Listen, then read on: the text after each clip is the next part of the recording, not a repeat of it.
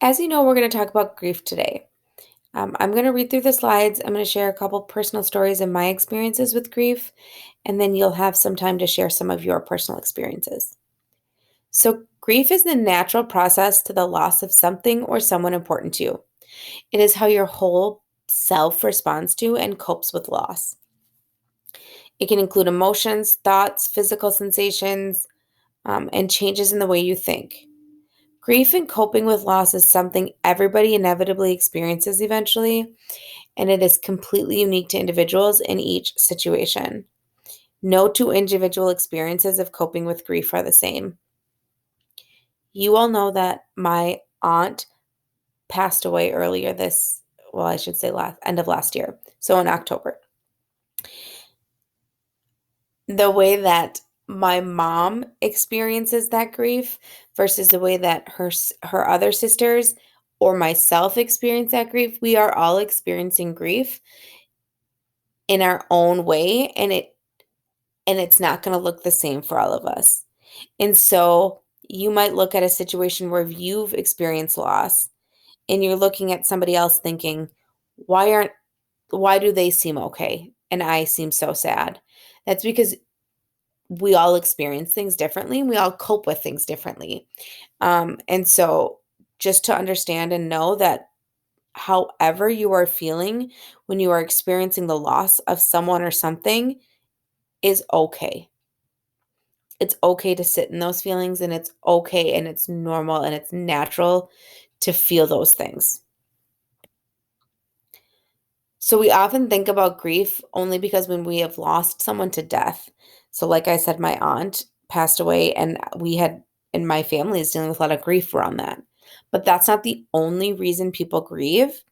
There are many reasons. You might grieve a changing in a relationship, and whether that be a romantic relationship, a family relationship with a sibling, a parent, an aunt, uncle, grandma, grandpa, a change in a friendship. Maybe you and a friend grow apart or you have a falling out. Um, it's very normal to grieve those losses or those changes in that relationship, even though that person has not passed away. Um, Moving to a different home, leaving your school that you're at currently, and moving to a new school, um, experiencing trauma, the ending of an era of life. So, graduating high school, moving, going to college, graduating college, those are typically thought of as exciting things, but you can definitely still grieve those experiences um, and grieve the change that's happening. Changing a routine, having to cancel important plans. I think we've all experienced that this past year. We've had to cancel birthday parties and trips and school and holidays. We've had to cancel all of these things, and it is sad and it is hard to to to deal with it. Um, Leaving a job, um, watching important people in your life divorce, missing in-person school and activities during a pandemic. I very distinctly remember this past summer, talking to one of my friends about she was upset about a trip she wasn't going on.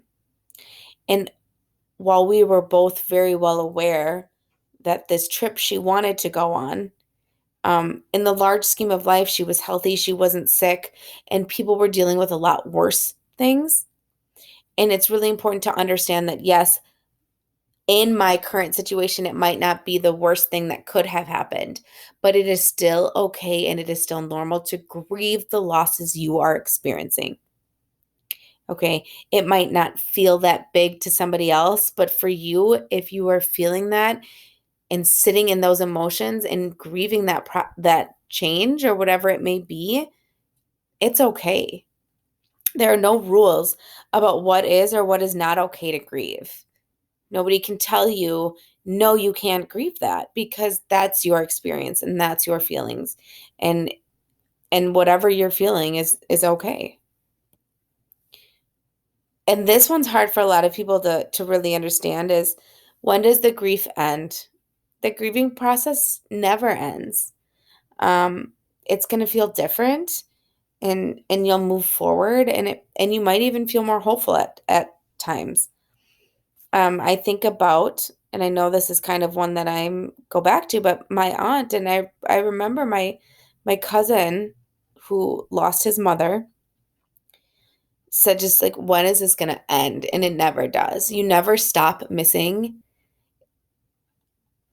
a person that you've lost, whether that be just a falling out or changing in relationship. You don't stop missing that person and missing that relationship you had. But with time, things hopefully get better and you move forward, and you feel more hopeful. So it says this, it can be compared to this labyrinth. So if you look here, there's no wrong way to turn. You might hit a dead end, and that might be the grief you're experiencing, but you turn and you make changes and you go the other way.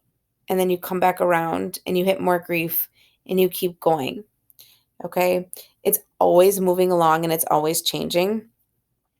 Sometimes we might feel like we're stuck here in the middle, but we move and we change gears. And sometimes we might need help doing that. When we lose someone or something changes, we might need to talk to somebody else. We might need help from a friend or a family member or a professional. Okay. So we need to look at our support systems.